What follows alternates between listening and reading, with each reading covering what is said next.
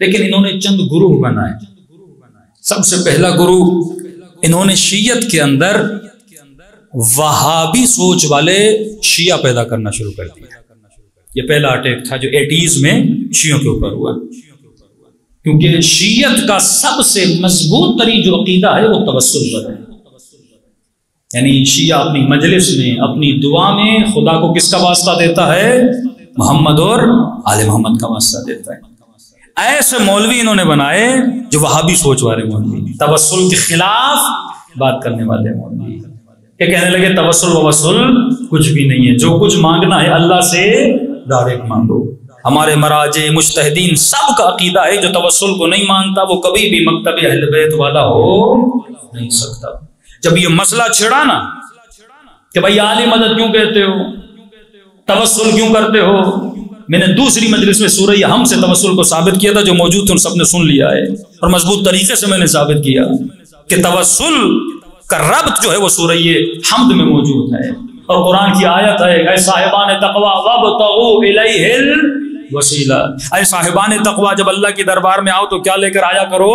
وسیلہ لے کر آیا کرو. اور یہ پیاری حدیث میں نے پچھلے سال پڑھی تھی، آج پھر بھی پڑھ دیتا ہوں. مروجو صاحب کی حدیث ہے نا کہ رسول خدا کے پاس جو بھی آتا تھا دعا کا مانگنے کے لیے، نبی جب بھی دعا کرتے تھے تو کہتے تھے اے خدا تجھے علی کا واسطہ، اے خدا تجھے علی کا واسطہ اسے اولاد دے دے، تجھے علی کا واسطہ اسے شفا دے دے، تجھے علی کا واسطہ اس کے رزق میں برکت دے دے. جو بھی آتا تھا رسول جب بھی دعا کرتے تھے خدا کو علی کا واسطہ دے کر دعا کرتے تھے. کتاب اہل سنت کی ہے، راوی اہل سنت کا ہے، یہ روایت نقل کرتا ہے. ملتا ہے دربار میں کچھ ایسے تھے جن کو یہ نبی کا انداز اچھا نہیں لگتا تھا. کہتے تھے یا رسول اللہ ہمیشہ جب بھی کوئی آتا ہے علی کا واسطہ دیتے ہیں. اس میں یہ آپس میں بیٹھ کے باتیں کر رہے تھے اور کھاج رسی کو بول دیتے ہیں یا رسول اللہ جب کوئی آتا ہے آپ علی کا واسطہ دیتے ہیں، کبھی کبھی ہمارا نام لے کر بھی دعا کیا کریں. اب یہ سفارش کا نظام تو نہیں ہے کہ آج آپ کو راضی کیا جائے کل اس کو راضی کیا جائے. یہاں تو نام اسی کا لیا جاتا ہے جس سے خدا راضی ہو جائے. انبیاء کی دعائیں، اولیاء کی دعائیں کس کے نام سے قبول ہوتی ہیں؟ اس نے کہا نہیں یہ اچھی بات نہیں ہے. جب بھی کوئی آتا ہے ہم ساتھ بیٹھے ہوئے ہیں، حالانکہ علی کبھی کبھی ہوتے بھی نہیں ہیں، پھر بھی علی کا نام لیتے ہیں. اسٹیٹس کی بات آ گئی، مقام کی بات آ گئی تو کہنے لگا دیکھو نبی کو آج نہ کہو، کہو کیسے؟ کہ دیکھو اللہ کا حکم ہے صبر کرو تو صبر کا پھل میٹھا ہوتا ہے. کہ کیسا میٹھا پھل؟ کہ دیکھو دنیا آتی ہے علی کا نام لے کر دعا کرتے ہیں، کبھی تو کوئی دن آئے گا جب علی خود بیمار ہو جائیں گے اور نبی کی خدمت میں آئیں گے تو پھر مجبوری کی حالت میں دیکھنا یا تیرا نام لے کر دعا کریں گے یا میرا نام لے کر دعا کریں گے. کتنے بھولے بھولے مسلمان تھے نبی کے اطراف میں، یا تیرا نام لے کر دعا کریں گے یا میرا نام لے کر دعا کریں گے. اب لکھنے والا لکھتا ہے اس واقعے کو کافی عرصہ گزر گیا، ایک مرتبہ نبی بیٹھے تھے اور اتفاق یہ تھا یہ دونوں بھی بیٹھے ہوئے تھے اور علی نبی کی خدمت میں آتے ہیں. یا رسول اللہ آج طبیعت ناساز ہے، ذرا علی کے حق میں دعا کیجئے. اتنا کہنا تھا نبی نے دعا کے لیے ہاتھوں کو بلند کیا کہ دونوں ایک دوسرے کو مسکرا کر دیکھنے لگے، کوہنیاں مارنے لگے. اب دیکھنا یا تیرا نام لے کر دعا کریں گے یا میرا نام لے کر دعا کریں گے. یا مصطفیٰ نے ہاتھوں کو بلند کیا اور فرمایا اللہم ارحم علی علی بحق علی، اے خدا علی پر رحم کر، علی کے صدقے اے خدا علی پر رحم کر یا علی.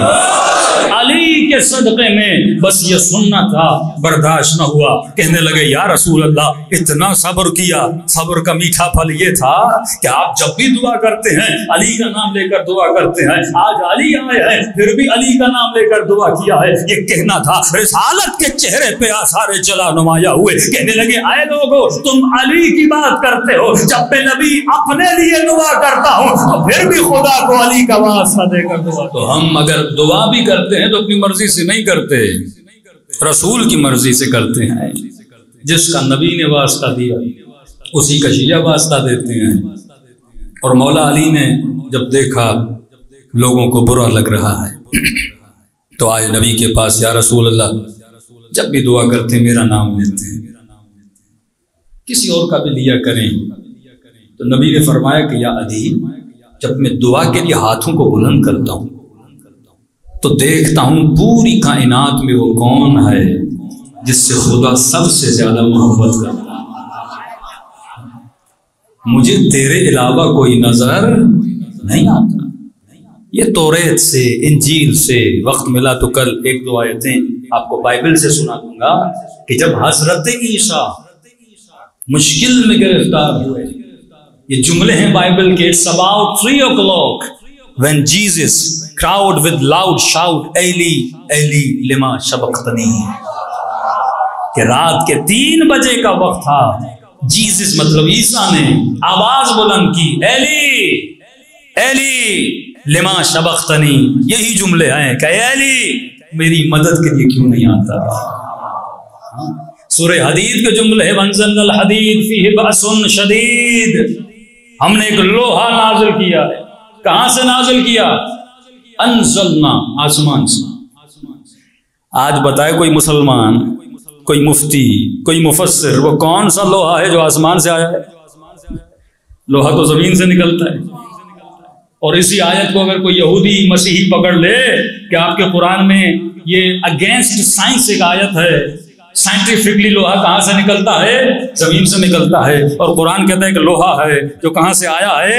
آسمان سے آیا ہے، تو مفتی جواب نہیں دے پائے گا، مولوی جواب نہیں دے پائے گا، مفسر جواب نہیں دے پائے گا، اور جواب جب نہیں دے گا تو بولے گا تمہارے قرآن میں والعیاذ باللہ یہ ایک آیت جو ہے غلط ہے، ایک آیت غلط ہو سکتی ہے تو تمہارا پورا قرآن بھی غلط ہو سکتا ہے۔ تو اسے قرآن کی عزت کو بچانے کے لیے بھی علی کی فضیلت کو بیان کرنا پڑے گا کہ ہاں سارے لوہے زمین سے نکلتے ہیں، پر ایک لوہا تھا جو آسمان سے آیا، وہ جنگ احد بھی جب علی کی تلوار ٹوٹی تو جبرائیل نے کہا کہ لا فتح الا علی، لا سیف الا ذو الفقار۔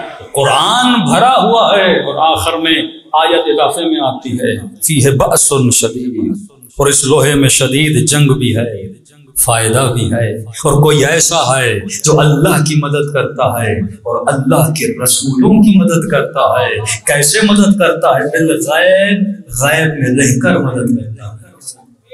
عیسیٰ کی مدد کی، موسیٰ کی مدد کی، یہ وہی نور ہے۔ ہر نبی جب پیدا ہوا اس میں 14 کے انوار کی زیارت ہے، ہر نبی جب پیدا ہوا 14 کی معرفت کی۔ آج بھی وہ تختیاں موجود ہیں حضرت نوح کی کشتی کی، جن پہ لکھا ہوا ہے کہ اے خدا میری کشتی کو بچا، کس کے صدقے میں؟ محمد کے صدقے میں، فاطمہ کے صدقے میں، حسن و حسین کے صدقے میں۔ کئی قرآن کی آیتیں میرا ٹاپک نہیں ہے، لیکن ایک ایسا گروہ جو فکر وہابی رکھتا تھا، ایسے مولوی پیدا کیے گئے، یہ توسل کے خلاف، حدیث قصہ کے خلاف۔ ہاں یہ دعا جو امام زمانہ ہے نا، الہی عظم البلا وبرح الخفا وانکشف الغطاء، اس کے آخر میں ہے نا ادرکنی ادرکنی یا علیو یا محمد، تو کہتے ہیں یا کہتے ہو یہ بھی گناہ ہے، ادرکنی کہتے ہو یہ بھی گناہ ہے۔ تو ایک ایسا فرقہ بنایا گیا جو فرقہ وہابیت تھا۔ کیوں؟ اگر کسی مکتب کو توڑنا ہے اس کے اندر فرقے بناؤ، اگر کسی کی آئیڈیالوجی کو توڑنا ہے فرقے بناؤ۔ کتاب ہے آئین وہابیت، آیت اللہ العظمہ سبحانی کی، ہر شیعہ پڑھے، اس میں تمام تر جو وہابیوں کے ہمارے اوپر اعتراضات ہیں۔ آج جوان پریشان ہو جاتے ہیں، فوراً کہتے ہیں مولانا فلاں صاحب نے، فلاں مفتی نے، فلاں مولوی نے ہمارے اوپر یہ اعتراض کیا، مجھے کیوں بھیج رہے ہو؟ کتاب خرید کے خود پڑھو، یعنی زحمت ہمیں نہیں کرنی۔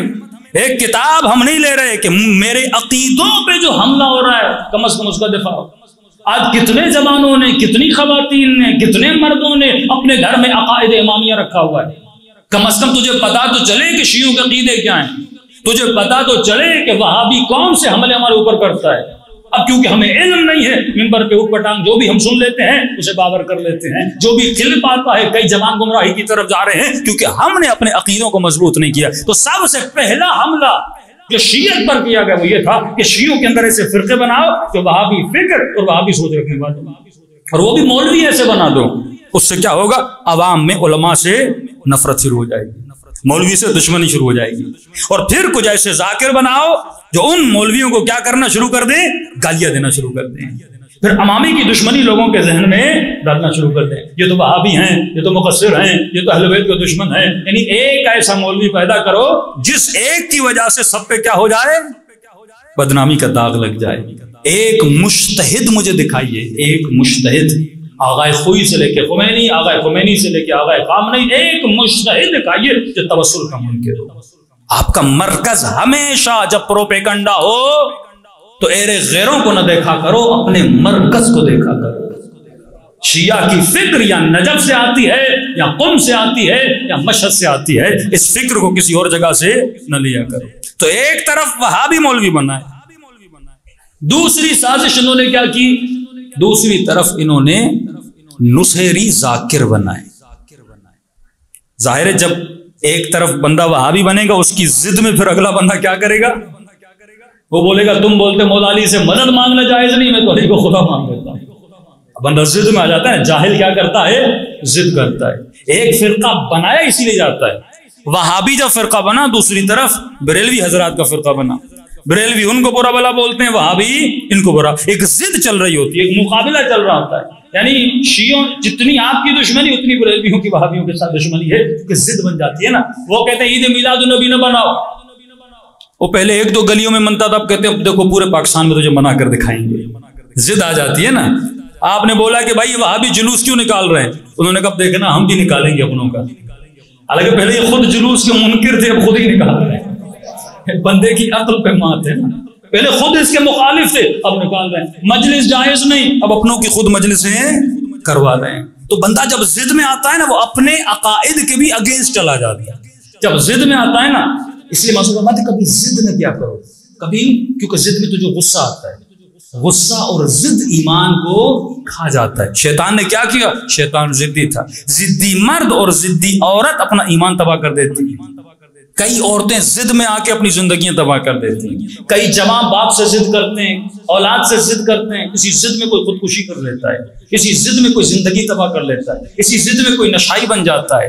تو مکتب اہل بیت میں ضد نہیں ہے، اطاعت ہے، وہ کرو جس سے اللہ راضی ہو۔ دوسرا فرقہ انہوں نے بنایا نصیریت کا، پھر ایک نصیریوں کا انہوں نے مجتہد بھی بنایا۔ یہ عامر لیاقت صاحب جو دنیا سے گزر گئے، ان کے بھائی تھے، ایک لوگوں کو کم پتہ ہے، اس کا نام تھا عمران لیاقت، یہ مشہد میں رہتا تھا۔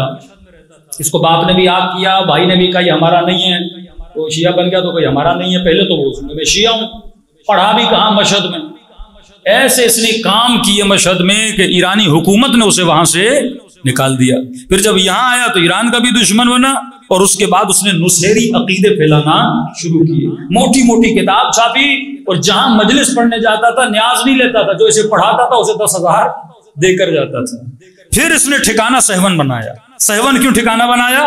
کیونکہ آپ کو پتا ہے کئی لوگ جب یہ دھمال لگتی ہے یا رجب، شاید رجب کے مہینے میں جو میلہ لگتا ہے، پورے پنجاب سے یا آپ کے ماتمی، ذاکری ٹولہ، یہ سارے لوگ جاتے ہیں سہون 3 دن میلہ، وہاں پہ اس نے اپنا مرکز بنایا۔ اب جو بھی آتا تھا اسے اپنے پاس بلاتا تھا، 10-10 ہزار 20-20 ہزار لوگوں کو دیتا تھا۔ ہم نے سہون میں مولانا ان کو میں نے بولا یہ کرتا بھی کچھ نہیں ہے، پیسہ اس کے پاس کہاں سے آتا ہے، ذرا چیک تو کرو۔